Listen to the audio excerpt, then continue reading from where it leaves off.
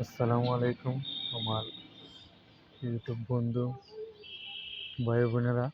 আজকে আপনাদের সামনে একটা হৃদয়ের ঘটনা তুলে ধরলাম। কে বা কারা জানি না, যে এই ঘরটির মাঝে আগুন দিয়েছে ভোর 6টার দিকে। কে বা কারা দুপুরে এই ঘরটি নিষ্পত্তি আগুন দিয়ে জ্বালিয়ে দেয়। আসলে খুব কষ্ট লাগে। এইগুলি দেশে কি শুরু হইল এখন?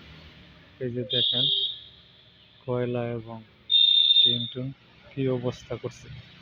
কারা জানি এই ঘরটি আগুন লাগিয়ে জ্বালিয়ে দিয়েছে।